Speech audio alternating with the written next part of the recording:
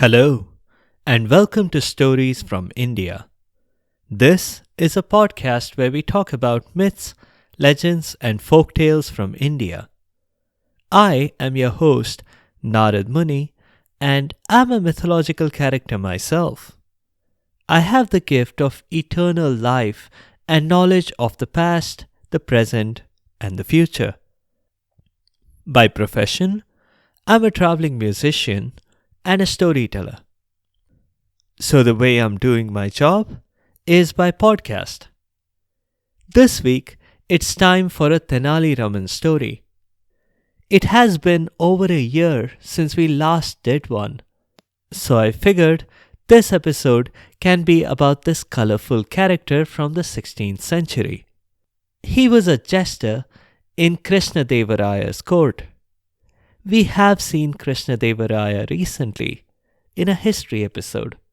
We'll see why it is a bad idea to say something patronizing to the king. And if you end up in that situation and the king is really mad at you, Raman has some advice for you on how you can escape exile and maybe even execution.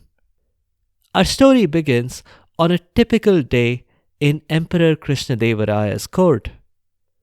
Let's hear it from the perspective of two people in the audience. The first one, let's call him Patrakar, poked the person standing next to him, whom I shall call Adhikari. Adhikari looked at him more in puzzlement than annoyance. What do you want? Patrakar announced himself as a press reporter.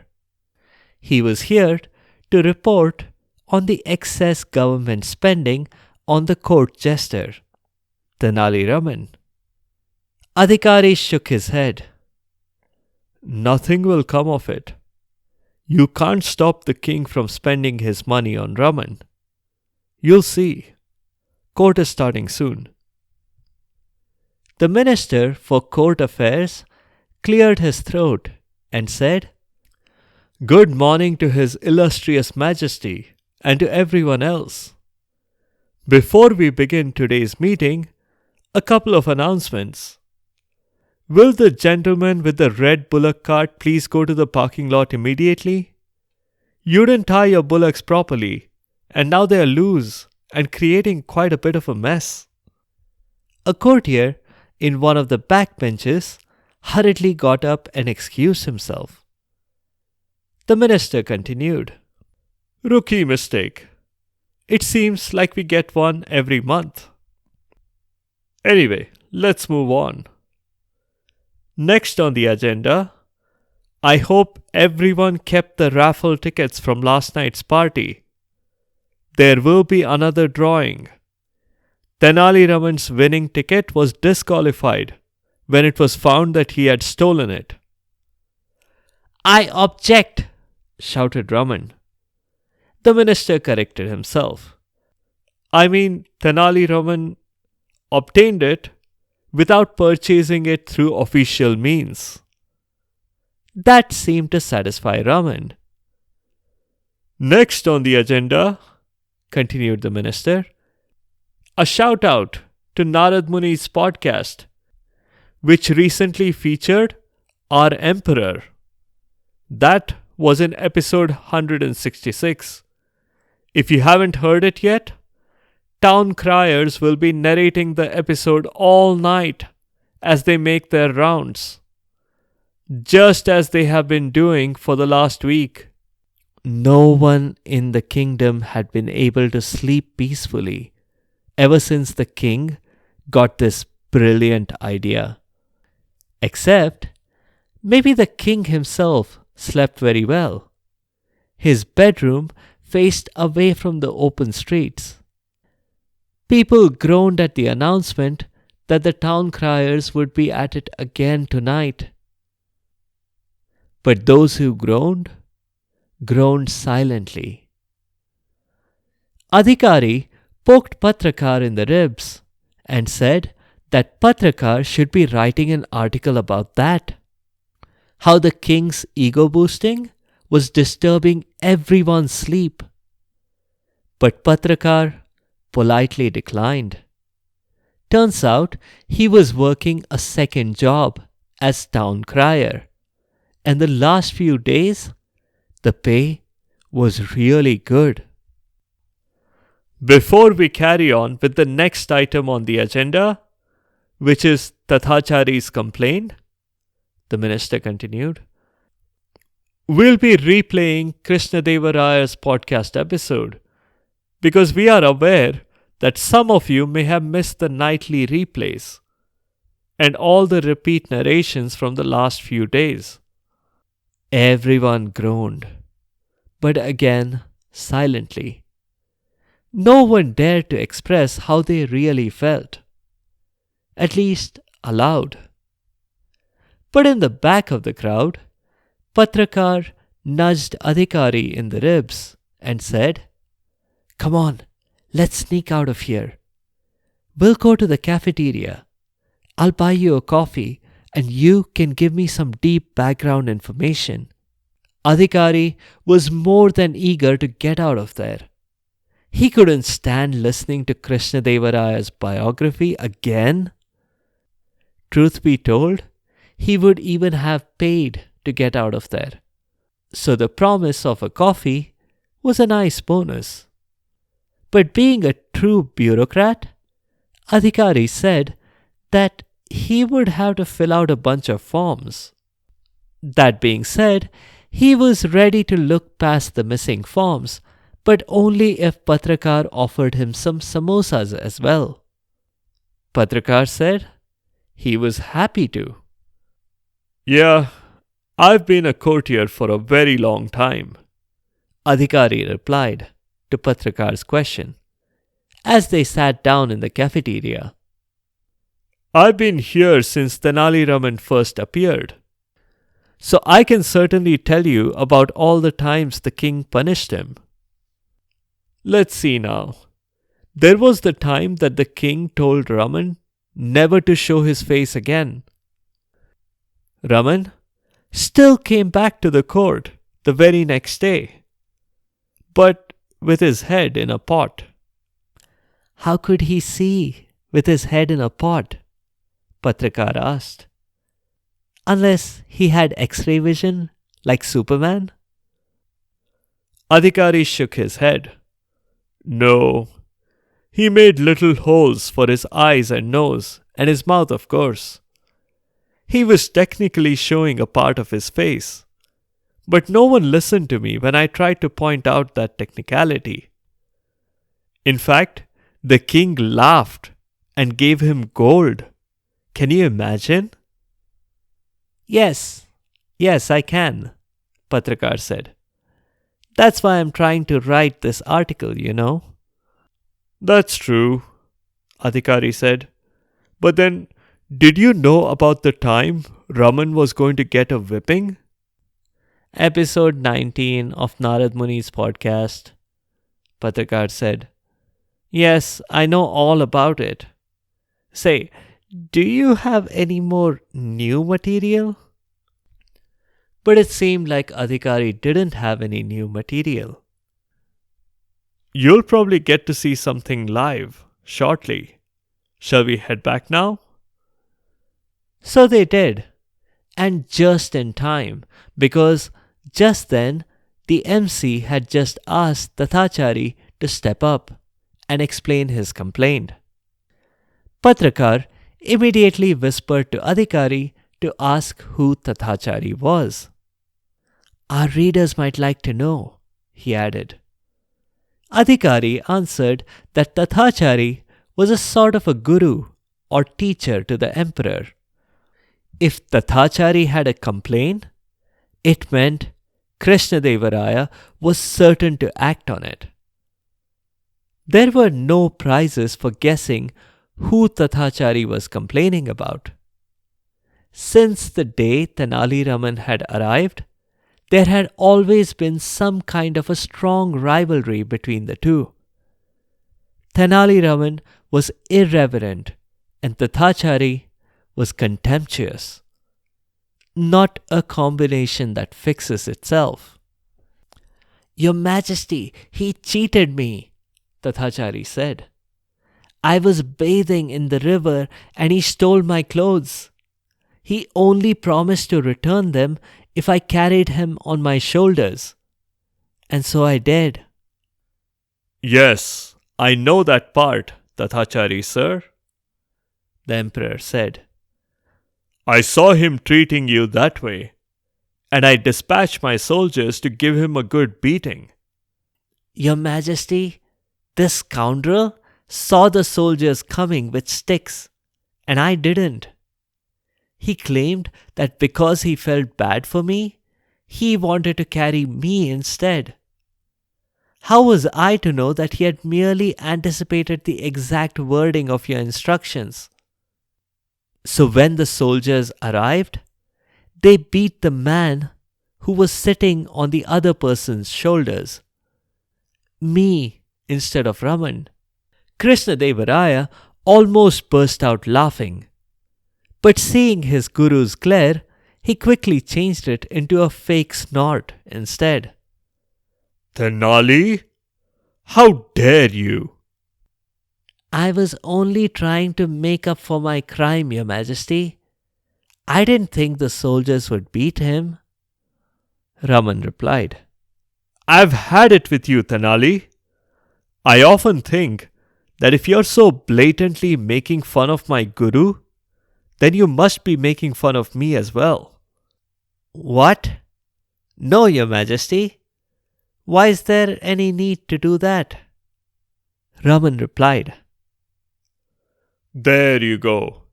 You're just doing it again, the emperor snapped.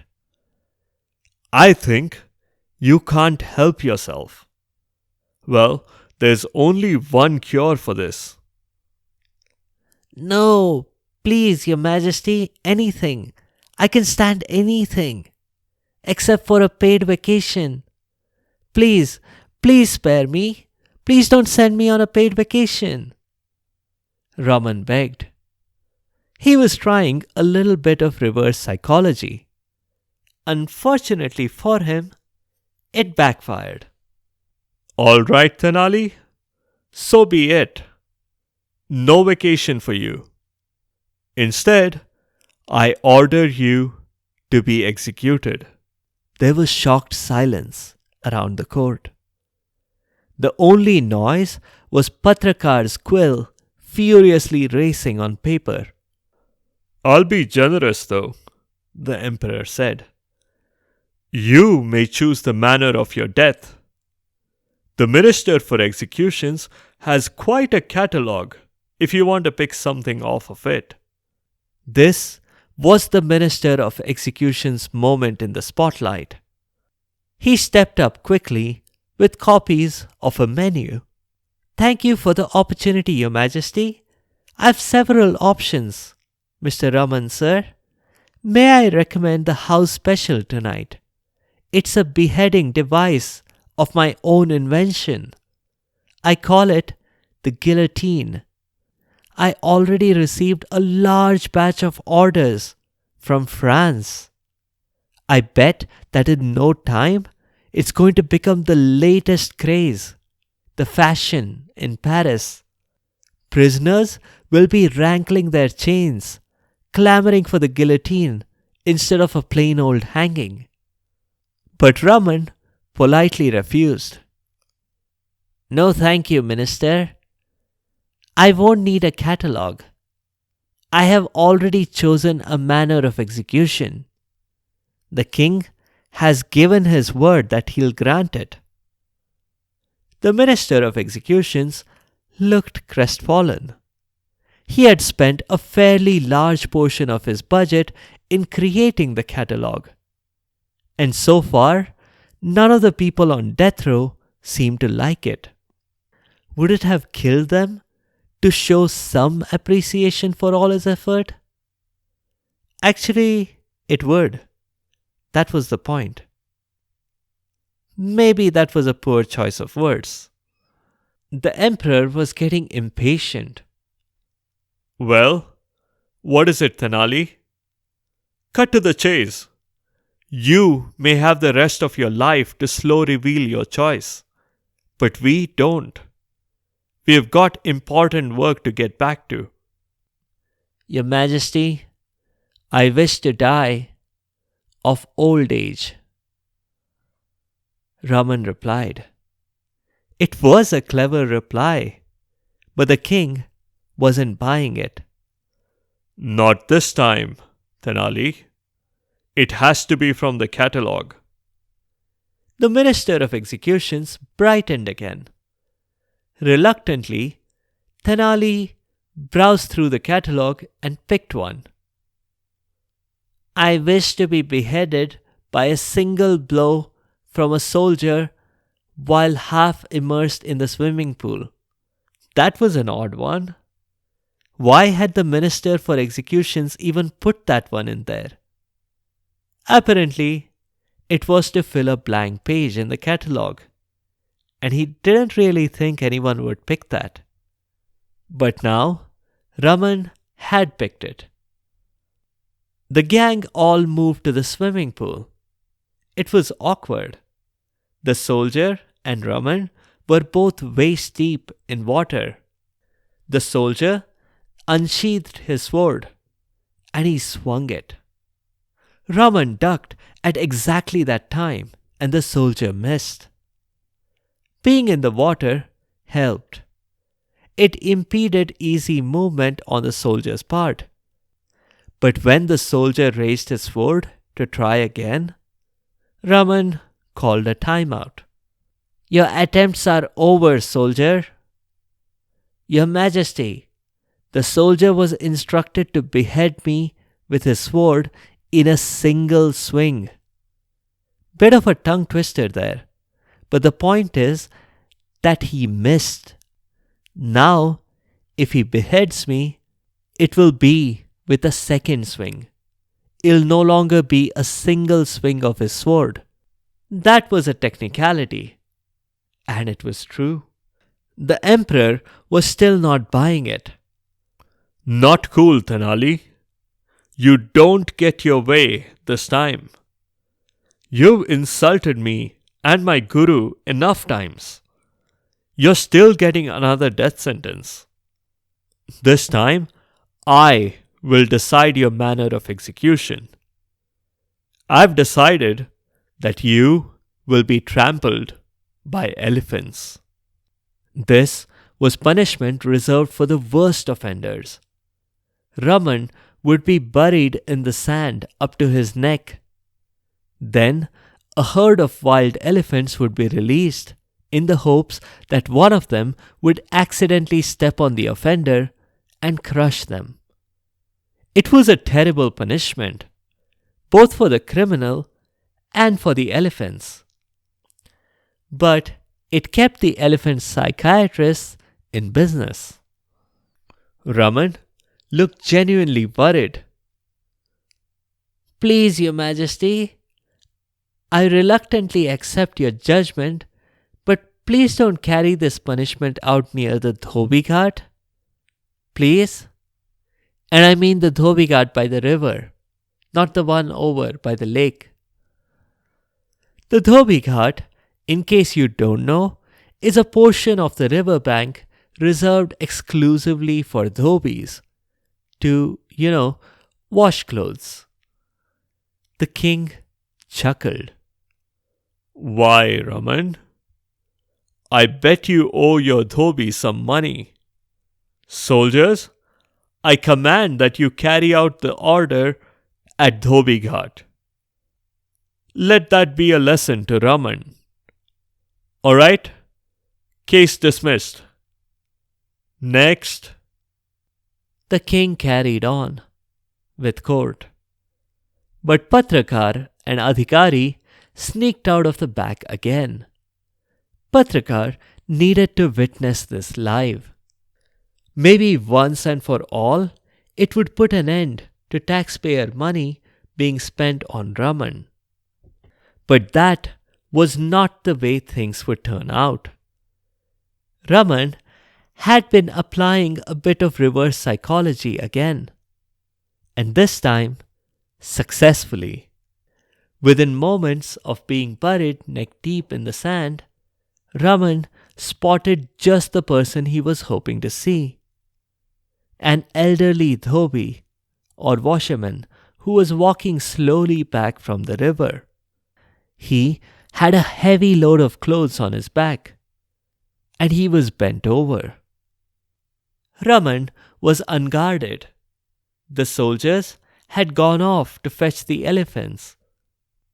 They didn't want to do that until after burying Raman, because they didn't want to give the elephants any trauma. It would be distressing for the animals to realize that their casual stroll across the sand had caused death. Raman was unguarded, but not unobserved. Patrakar and Adhikari were staring at him through the bushes. Patrakar was also furiously drawing one sketch after another. He had to try to capture as much evidence of the scene as possible. In the absence of a camera, sketching the details was the only option. Raman politely and loudly greeted the dhobi. The dhobi was surprised. "Oh, I didn't see you there, sir. What are you doing, buried in the sand?" While saying that, the dhobi lowered the heavy load of clothes off of his back, which did not alter his appearance. Years of carrying heavy loads had taken their toll, and the dhobi's back was a little deformed. Raman explained that he wasn't just buried in the sand. He was getting a cure. A cure for his own deformed back. This was nonsense, of course. Raman's body was perfectly okay. But the dhobi didn't know that.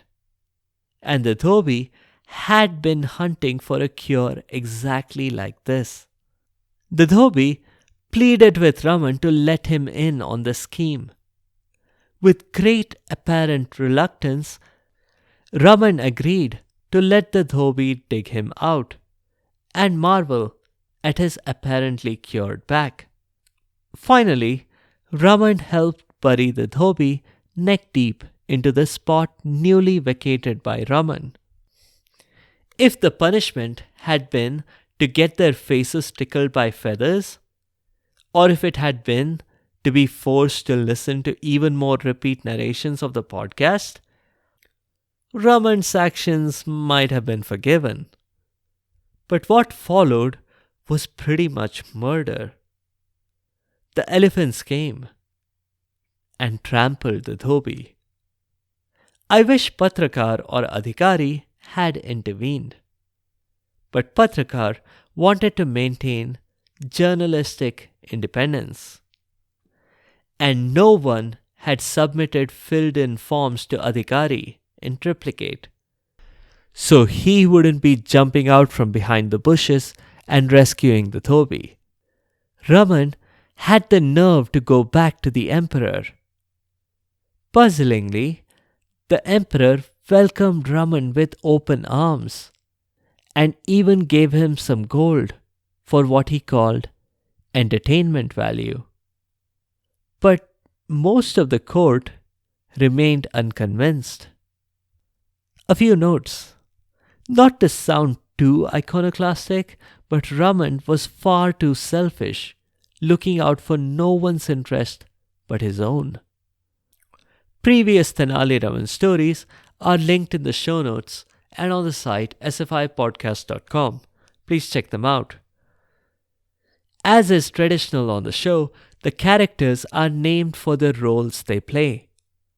Patrakar means reporter, and Adhikari is the word for an officer. That's all for this time. In the next episode, we'll go back to the Mahabharata. We did a few peripheral stories recently, but it has been a few months since we covered the main storyline of this great epic. I've told a few stories about the education of the Pandav and Kaurav children.